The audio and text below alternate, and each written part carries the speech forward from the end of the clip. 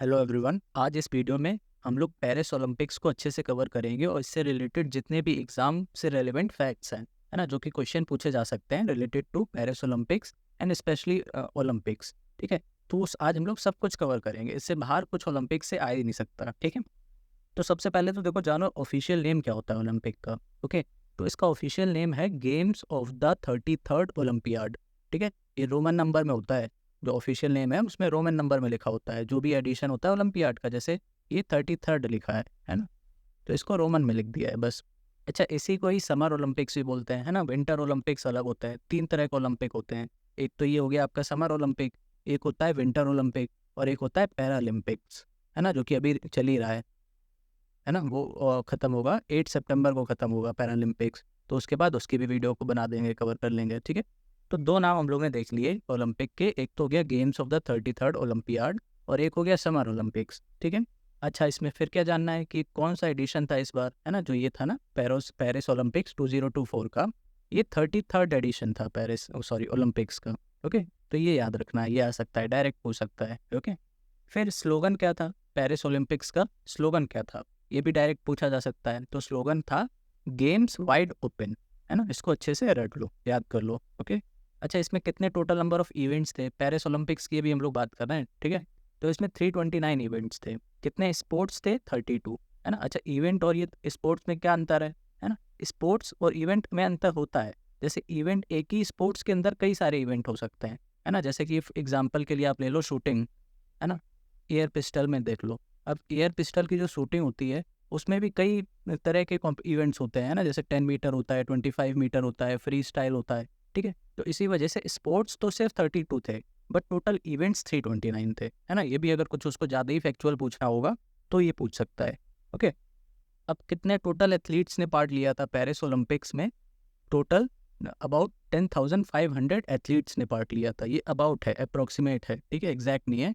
But अगर option आएगा तो फिर एग्जैक्ट वो पूछेगा भी नहीं। ऑप्शन में वो ऐसे देगा 9,000, 8,000, 10,500, है ना, और 12,500, इस तरह के ऑप्शन देगा। ठीक है, तो आपको इसमें टिक लगाना है। ठीक है, ये पेरिस ओलंपिक्स में टोटल एथलीट्स थे। फिर ये तो टोटल हो गए, है ना, सारी कंट्रीज को मिला के। बट इंडिया से कितने लोगों ने पार्ट लिया था? तो इंडिया से टोटल 117 एथलीट्स ने पार्ट लिया था। ये इंपॉर्टेंट है अपने लिए, है ना, इसको याद कर लेना। 117 एथलीट्स ने पार्ट लिया था। अच्छा, ये इंडिया का अभी तक का हाईएस्ट एवर कंटिजेंट था ओलंपिक का। ठीक है, मतलब अभी तक जितने भी कंटिजेंट गए हैं ओलंपिक में, अब इस बार सबसे ज़्यादा थे 117। ठीक है, फिर देखो, अब हम लोग लोगों को भी देख लेते हैं। जो पेरिस ओलंपिक था उसका लोगो क्या था? तो वो कुछ ऐसा दिखता था। ठीक है, ये था लोगो। अब इसको लोगों को ध्यान से अगर देखें तो ये जो सर्कल बना हुआ है, गोल्डन कलर का सर्कल, है ना, ये क्या रिप्रेजेंट कर रहा है? ये गोल्ड मेडल को रिप्रेजेंट कर रहा है ना। ऐसे क्वेश्चन भी पूछ लेते हैं कि लोगो किसको रिप्रेजेंट कर रहा है। जैसे पिछली बार इन्होंने G20 का लोगो को पूछ लिया था, है ना, G20 लोगो किसको रिप्रेजेंट करता है। तो इस बार भी पूछ सकता है ना, इस बार ओलंपिक का पूछ सकता है। तो ये जो बड़ा सा सर्कल है ये गोल्ड मेडल को रिप्रेजेंट करता है। ओके, और ये जो अंदर देखो आग टाइप की लगी हुई है, फ्लेम, है ना, ये क्या है? ये फ्लेम है ना, जैसे जो टॉर्च होती है ना, ओलंपिक टॉर्च, है ना, उसी को ये रिप्रेजेंट करती है, फ्लेम। ठीक है, और फिर अगर आप ध्यान से देखो तो ये एक लेडी की भी लग रही है। जैसे ये आप हेयर बना लो, है ना, ये बाल हो गए, है ना, ये लिप्स हो गई, है ना, तो और ये बीच का फेस हो गया। तो अगर टोटल देखो तो ये एक लेडी भी रिप्रेजेंट हो रही है। तो वो लेडी कौन है? ये मरियान। ठीक है, ये एक्चुअली पेरिस कहाँ पर पड़ता है? पेरिस आपका फ्रांस में है ना। तो ये फ्रांस की समझ लो फ्रीडम फाइटर है मरियान। ओके, जो फ्रेंच रिवोल्यूशन हुआ था उससे रिलेटेड है ये मरियान। ओके, बस इतना याद रखना है आपको। ओके, तो ये था हमारा पूरा लोगो था। Okay, it will be the first logo which will also be use in Paralympic games, है ना। मतलब अभी तक क्या होता था, जैसे ऊपर बताया समर ओलंपिक्स, है ना, एक तो होता है समर ओलंपिक्स और एक होता है पैरालंपिक्स, है ना। ये दोनों अलग अलग होते हैं। ये ऑलरेडी खत्म हो चुका है और ये भी चल रहा है पैरालंपिक्स। तो ऐसा पहली बार हुआ है कि दोनों का लोगो सेम था। मतलब यही वाला लोगो दोनों में यूज़ हुआ है, समर ओलंपिक में भी और पैरालंपिक में भी। ऐसा पहली बार हुआ है। ठीक है, फर्स्ट लोगो है ऐसा। ओके, तो ये याद कर लेना, स्टेटमेंट में हो सकता है पूछ ले, है ना। स्टेटमेंट वाले आजकल क्वेश्चन भी ज़्यादा आ रहे हैं। फिर देखते हैं मैस्कॉट क्या था पेरिस ओलंपिक का। तो मैस्कॉट था फ्रिजिस। ठीक है, इसका नाम था। अब ये फ्रिजिस होता क्या है? तो फ्रिजिस ये एक टाइप की हैट है ना, टोपी जिसको बोलते हैं ना, वो है ये। देखो इसमें दिख भी रहा है ना, ये टोपी होती है, उसी का ही नाम है ये फ्रिजिस। ओके, अब ये टोपी क्यों है? क्योंकि ये एक सिंबल है फ्रांस में, इसको फ्रेंच रिवॉल्यूशन का सिंबल माना जाता है ना, और फ्रेंच रिवॉल्यूशन से ही हमारा लिबर्टी का जन्म हुआ है, ठीक है। तो ये जो फ्रेजेस है इसको as a symbol of liberty लिया जाता है, ओके। इसी वजह से देखो, ये जैसे ये फ्रांस का झंडा है ना, फ्लैग है, तो उसी सेम कलर के ब्लू, वाइट और रेड, इसी सेम कलर के इसको बनाया गया है फ्रेजेस को, है ना, जो हैट है। तो इसमें कलर्स फ्रांस के फ्लैग के यूज़ हुए, ओके। तो बस इतना जानना था मैस्कॉट के बारे में, क्या नाम है फ्रेजेस, ये नाम याद रखना, ठीक है। तो ये है क्या, ये हैट है और क्या रिप्रेजेंट करती है, it is a symbol of liberty, okay. फिर देखो मोटो, है ना, मोटो और ये स्लोगन, ये दोनों अलग चीज़ होती हैं, इसको याद रखना। जैसे हम लोग ने स्लोगन पढ़ा था, ये था गेम्स वाइड ओपन, इसमें कंफ्यूज मत होना। बट मोटो क्या है, alone we go faster but together we go farther, ठीक है। मतलब अकेले हम तेज चल सकते हैं, बट अगर हम टुगेदर चलेंगे, एक साथ चलेंगे, तो हम दूर तक चल सकते हैं, ये मतलब है इसका, ठीक है। अकेले हम तेज तो चल सकते हैं, बट अगर दूर जाना है तो हमें साथ चलना पड़ेगा, ये है इसका मोटो, ओके। फिर इंडिया के बारे में भी थोड़ा देखते हैं। तो इंडिया के फ्लैग बियरर कौन थे, है ना। फ्लैग बियरर क्या होता है, जैसे ओपनिंग सेरेमनी होती है और क्लोजिंग सेरेमनी होती है कोई भी इवेंट की, तो इन दोनों में लाइक परेड टाइप की होती है, उसमें जो फ्लैग होल्ड करता है ना, तो उसी को बोलते हैं फ्लैग बियरर, ठीक है। तो इसमें जैसे ही बताया, एक ओपनिंग होती है, एक क्लोजिंग होती है, दोनों में अलग अलग फ्लैग बियरर हो सकते हैं, सेम भी हो सकते हैं, है ना। तो ये हम लोग को याद करना है, ये इंपॉर्टेंट है। तो ओपनिंग सेरेमनी में कौन फ्लैग बियरर थे, दो लोग थे, पुसल्ला वेंकट सिंधु एंड अचंत शरद कमल, ठीक है। पुसल्ला वेंकट सिंधु एंड अचंत शरद कमल, ये ओपनिंग सेरेमनी में थे। अब क्लोजिंग में कौन थे, PR श्रीजेश एंड मनु भाकर, ठीक है। ये दोनों आपको पता ही होगा, ये है हॉकी प्लेयर हैं, गोलकीपर हैं, और मनु भाकर शूटिंग, है ना, इन दोनों ने ही मेडल जीता है, इस वजह से ये क्लोजिंग सेरेमनी में, ओके, फ्लैग बियरर थे। बस इतना जानना था फ्लैग बियरर के बारे में। फिर देखते हैं इंडिया की परफॉर्मेंस के बारे में भी बात कर लेते हैं, इंडिया ने इस बार कैसा परफॉर्म किया ओलंपिक में, ठीक है।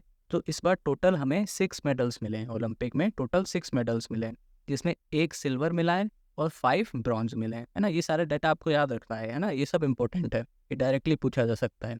टोटल 6 मेडल्स, जिसमें 1 सिल्वर एंड 5 ब्रॉन्ज, ओके। और टोटल मतलब ओवरऑल इंडिया की पोजीशन क्या थी, 71st पोजीशन पे आए हम लोग, है ना, 71st पोजीशन पे आए हैं मेडल टैली के मामले में, मेडल टैली के मामले में, ओके।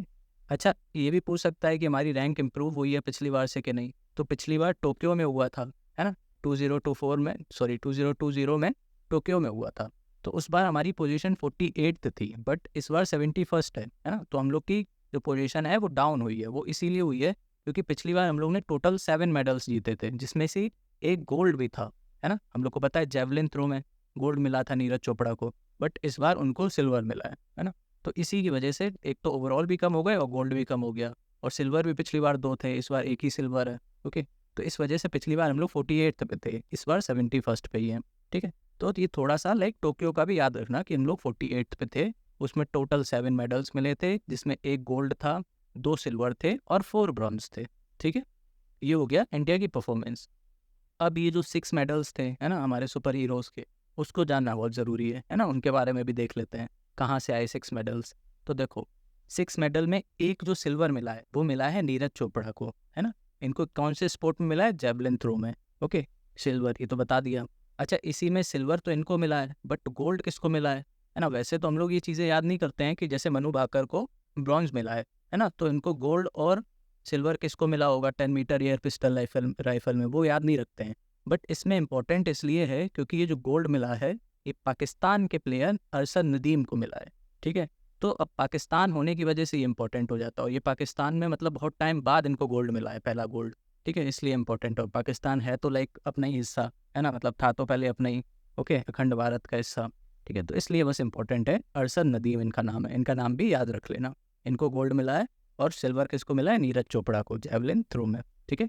एक ये हो गया। फिर सेकंड मनु भाकर, है ना। अब इनको किस में मिला है, इनको 10 मीटर एयर पिस्टल में मिला है वुमेन में, ठीक है। इनका स्पोर्ट्स भी याद रखना है, ठीक है। एक तो इनको ब्रॉन्ज मिला है, किस में मिला है, 10 metre air pistol in women category, okay. इन्हीं को ही सरबजोत सिंह के साथ 10 मीटर एयर पिस्टल मिक्स्ड में भी मिला है ब्रॉन्ज, ठीक है। तो मनु भाकर एक ऐसी प्लेयर हैं, मतलब अकेली प्लेयर हैं पेरिस ओलंपिक में जिनको 2 मेडल मिले हैं इंडिया की तरफ से, ठीक है।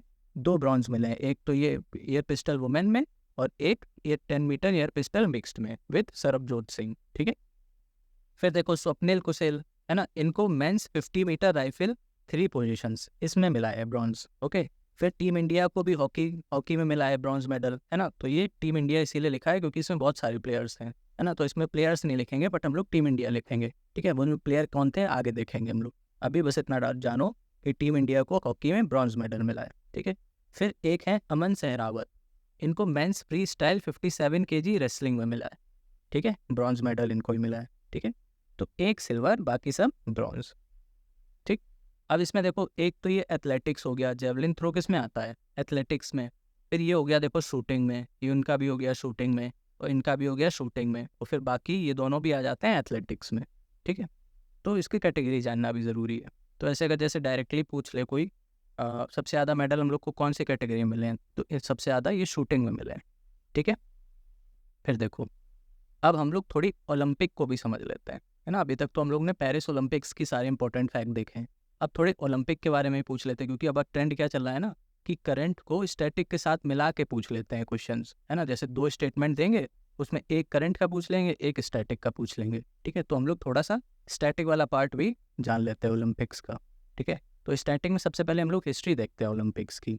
तो ओलंपिक स्टार्ट कहाँ पे हुआ था, एक ग्रीस में स्टार्ट हुआ था। वहाँ पे एक प्लेस है ग्रीस में जहाँ जिसका नाम है ओलंपिया, उसी के नाम पे ही ओलंपिक नाम पड़ा है फिर, ठीक है। ग्रीस में एक जगह है ओलंपिया, वहाँ से इसकी हिस्ट्री स्टार्ट होती है। कब हुई थी, 776 BC के आसपास, ठीक है।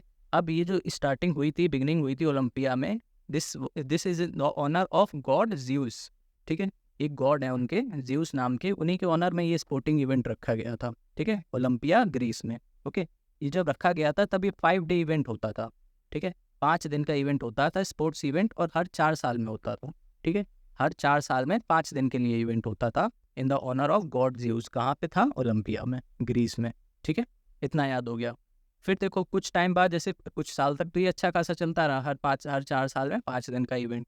बट उसके बाद फिर इसका डिक्लाइन होने लगा due to political changes and rise of Christianity, ठीक है। उसके बाद फिर धीरे धीरे इतना ये डिक्लाइन हो गया कि 393 AD आते आते इसको पूरा एबॉलिश कर दिया, किसने, एम्परर थियोडोसियस I ने, ठीक है। तो डिक्लाइन तो हो रहा था बट इतना ही कम हो गया 393 AD तक आते आते कि एम्परर थियोडोसियस ने इसको पूरा एबॉलिश ही कर दिया, ठीक है। फिर इसको लेट 19th सेंचुरी में जाके रिवाइव हुआ ये, ठीक है। किसने रिवाइव किया, पियरे डी कुबर्टन, ये नाम इंपॉर्टेंट है, इनको याद रखना, ठीक है। लेट 19th सेंचुरी में, अब लेट 19th सेंचुरी मतलब 1894 के आसपास, ठीक है। 1890s याद कर लो बस, ठीक है। लेट 19th सेंचुरी में रिवाइव किया किसने, पियरे डी कुबर्टन, ओके। इसमें भी अगर एग्जैक्ट डेट देखी जाए तो 23 जून 1894 इसी दिन प्रपोज किया गया था कि हम लोग ओलंपिक्स को रिवाइव करेंगे, ठीक है। अब इसी दिन किया था 23 जून को, इसी वजह से हम लोग 23 जून को इंटरनेशनल ओलंपिक डे मनाते हैं। ये इंपॉर्टेंट है ना। डेट वाले क्वेश्चन वैसे ही काफ़ी आते हैं एग्जामों में, ओके। तो ये याद रखना, 23 जून इंटरनेशनल ओलंपिक डे होता है। क्यों होता है ये हम लोग ने समझ लिया, क्योंकि इसी दिन प्रपोज किया था पियरे डी कुबर्टन ने इसको रिवाइव करने के लिए, ठीक है। अब ये जो फर्स्ट मॉडर्न ओलंपिक्स हैं ये कब हुए थे, ये एथेंस में हुए थे 1896 में, ठीक है। तो 1896 से पहले जितने भी ओलंपिक गेम्स हुए हैं उसको हम लोग मॉडर्न नहीं बोलते हैं, ठीक है। बट जो पहला मॉडर्न ओलंपिक था वो 1896 में एथेंस से स्टार्ट हुए थे, ठीक है। जैसे अभी हम लोग ने देखा ना, ये 1894 में तो प्रपोज किया था कि चलो रिवाइव करते हैं, फिर उनको 2 साल लग गए इसको रिवाइव करने में, फिर 2 साल बाद एथेंस में जाके फर्स्ट मॉडर्न ओलंपिक हुआ, ठीक है। तो ये पूरी हिस्ट्री थी, ओके।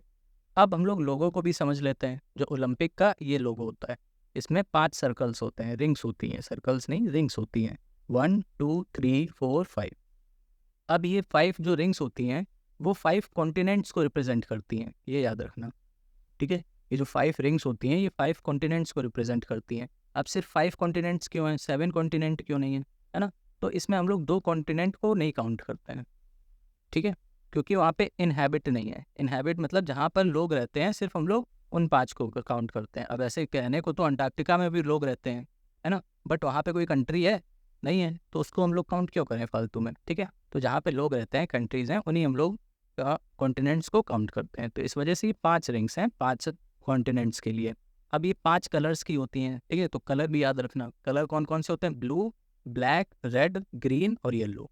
अब ये हर एक रिंग एक कॉन्टिनेंट को रिप्रेजेंट करती है, हर एक कलर एक कॉन्टिनेंट को रिप्रेजेंट करता है। जैसे कि अगर हम ब्लैक अफ्रीका को रिप्रेजेंट करता है। इसमें हम लोग ऐसे नहीं कर सकते हैं कि रेड वाला हम लोग अफ्रीका को रिप्रेजेंट करा दें, नहीं, हर एक कॉन्टिनेंट की कलर कोडिंग है। जैसे ब्लू यूरोप हो गया, है ना, और फिर ये black Africa, red America, green Australia and yellow Asia, ठीक है। तो ये येलो वाला ज़्यादा इंपॉर्टेंट है, इसको अच्छे से याद रखना, ठीक है। अब ये जो लोगो है, ये दिया किसने था? ये पियरे डी कुबर्टिन ने दिया था 1913 में, ये याद रखना। पियरे डी कुबर्टिन, अभी हम लोग ने देखा ना, इन्हीं ने ही रिवाइव किया था ओलंपिक को 1894 में, तो इन्हीं ने ही फिर 1913 में जाके ये लोगो दिया था, पियरे डी कुबर्टिन ने।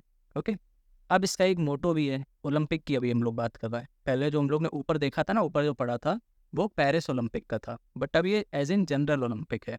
तो ओलंपिक का मोटो है सिटियस, एल्टियस, फोर्टियस, ठीक है, सिटियस, एल्टियस, फोर्टियस। ओके, अब ये सिटियस मतलब क्या होता है? फास्टर। ऑल्टियस मतलब क्या होता है? हायर। एंड फोर्टियस मतलब होता है स्ट्रोंगर, ठीक है। तो ये हमें 1894 में मिला था मोटो। ओके, बट फ्यूचर में जाके जब कोरोना आया, है ना, अब कोरोना की वजह से इस मोटो में एक चेंज हो गया, इसमें एक वर्ड और जुड़ गया, कम्यूनिटर, ठीक है। सिटियस, ओल्टियस, फोर्टियस तो पहले से थे, इसके साथ एक और जुड़ गया, कम्यूनिटर। कम्यूनिटर का मतलब क्या होता है? टुगेदर। ये 2021 में ऐड हुआ है। क्यों ऐड हुआ है? क्योंकि उस टाइम पे कोरोना आ गया था, ठीक है, तो इसी वजह से ये टुगेदरनेस के लिए ऐड हुआ था कम्यूनिटर, ठीक है। तो ये 4 वर्ड याद रखना, सिटियस, ऑल्टियस, ओटियस एंड कम्यूनिटर, ये आते हैं मोटो में, ओलंपिक के मोटो में, ठीक है। अब हम लोग मेडल टैली भी देख लेते हैं, है ना, कौन फर्स्ट आया, कौन सेकंड आया, है ना। तो इंडिया का तो अभी हम लोग ने देख लिया, 71st पोजीशन पे थे हम लोग, है ना। टोक्यो में कहाँ पे थे? 48 पे, तो हम लोग 48 से गिर के 71st पे आ गए। अब हम लोग टॉप की कुछ पोजीशंस देख लेते हैं, है ना।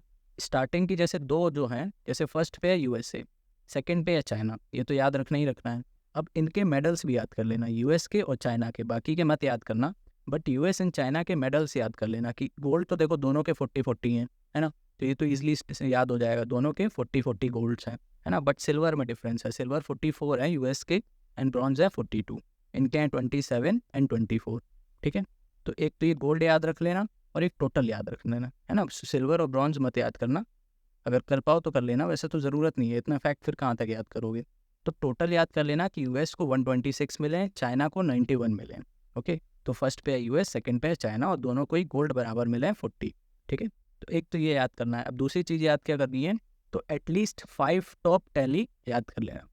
यूएस चाइना तो याद हो जाएगा, उसके बाद कौन कौन है ये याद कर लेना, ये क्रोनोलॉजी में अरेंज करने को दे सकता है, ठीक है। तो थर्ड पे है जापान, फोर्थ पे ऑस्ट्रेलिया, फिफ्थ पे फ्रांस। ओके, तो इतना याद करना है, और 71st पे इंडिया है। अब कुछ हम लोग को प्लेयर लिस्ट में क्या है, ये एसोसिएटेड स्पोर्ट्स लिखे हुए हैं, ठीक है। मतलब यहाँ पे ये पूरी लिस्ट है एथलीट्स की, और वो कौन कौन से स्पोर्ट्स में उन्होंने पार्ट लिया था, है ना। तो कभी कभी ऐसे आ जा सकता है, जैसे दीपिका कुमारी कौन से स्पोर्ट्स से रिलेटेड है, ऐसे क्वेश्चन आ जाएगा, ठीक है। डायरेक्ट क्वेश्चन आएगा, to which sports Deepika Kumari is associated, ठीक है। तो आपको पता होना चाहिए आर्चरी से रिलेटेड है, ठीक है।